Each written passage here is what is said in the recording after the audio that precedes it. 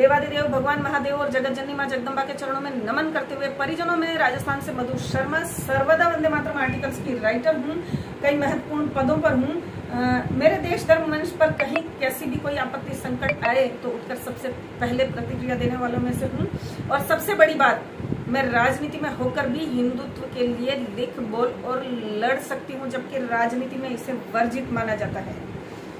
परिजनों, कुछ मुद्दे आज मैं लेकर आपके सामने उपस्थित हुई हूँ। हालांकि मैं लिखा हुआ देखकर कभी नहीं बोलती हूँ मायावती जी की तरह, पर क्योंकि ये हमारे पूरे हिंदुत्व की एक शाखा का और एक पूरी इकाई का प्रश्न है, हमारे जैन समाज का, इसलिए मुद्दे मैंने नोट किए ताकि कोई मुद्दा छूट न जाए। परिजनों, बहुत ही लज्जा के साथ मुझे बताना पड़ रहा है कि हमारे राजस्थान में एक गधों, जाहिल, गंवार, अनपढ़ों का एक झुंड है अनूप मंडल नाम से। हालांकि इसे जाहिलों का झुंड नहीं कहना चाहिए, बल्कि अपराधियों और हत्यारों का झुंड कहना चाहिए, क्योंकि बीते 100 बरस से ये हमारे जैन धर्म को टारगेट कर रहे हैं। और लगभग 500 के हमारे जैन साधु साध्वियों संतों की ये कभी पत्थर मारकर, कभी आग लगाकर या कभी गाड़ियों के नीचे कुचलवाकर हत्या कर चुके हैं। आश्चर्य इस बात का है मुझे कि अभी तक सरकार का इस पर ध्यान क्यों नहीं गया, इस पर कभी कोई FIR क्यों नहीं हुई, कभी सुप्रीम कोर्ट ने संज्ञान क्यों नहीं लिया, और स्वतः संज्ञान और IB, CBI, CID वगैरह की जांच इस पर क्यों नहीं बिठाई गई, क्योंकि ये तो सरासर हत्याएं करते हैं। ईश निंदा तो करते ही हैं धार्मिक जैन समाज की भावनाओं को, बल्कि जैन समाज की भावनाएं ही क्यों, हमारी सबकी धार्मिक भावनाओं को भी ये ठेस पहुंचाते, क्योंकि जैन धर्म कोई हमसे अलग नहीं है, ये हिंदुत्व का ही एक अंग है। दूसरा, ये कहते हैं कि जैन लोग राक्षसी विद्या वाले हैं, धरती को दुखी करते हैं, गरीबों को लूटते हैं।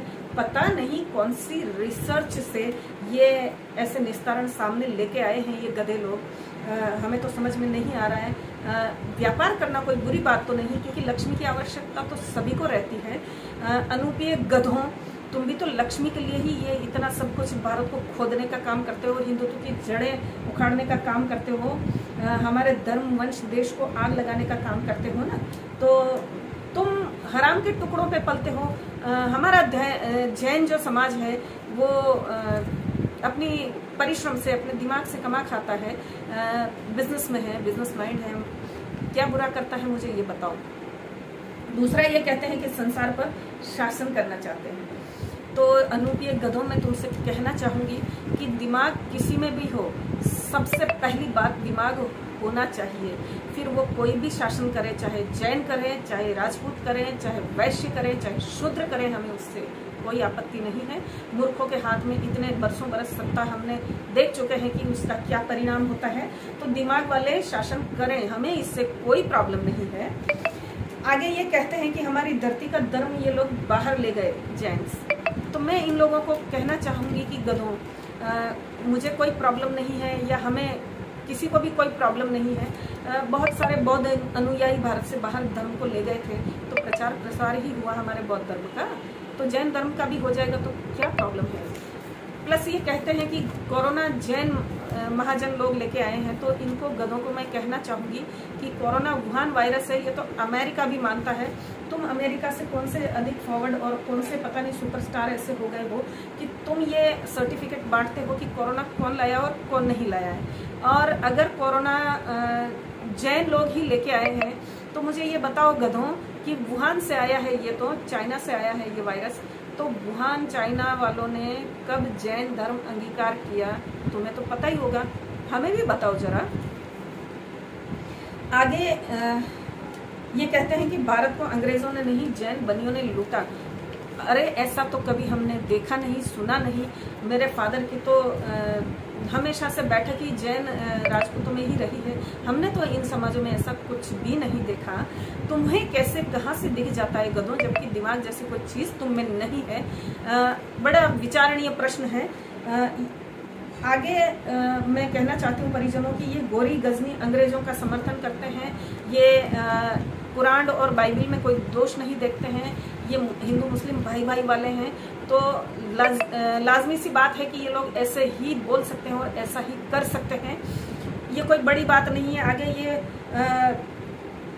मंदिरों को लूटने का और राजपूतों को मारने का ये लोग मलेच्छों द्वारा इस बात का भी ये लोग समर्थन करते हैं। ये लोग कितने बड़े भारत के गद्दार और कितने बड़े राक्षस, जबकि राक्षस ये जैनों को कहते हैं। मैं तो कहती हूँ इन हत्यारों से, इन साइकोपैथ, इन फैनेटिक और इन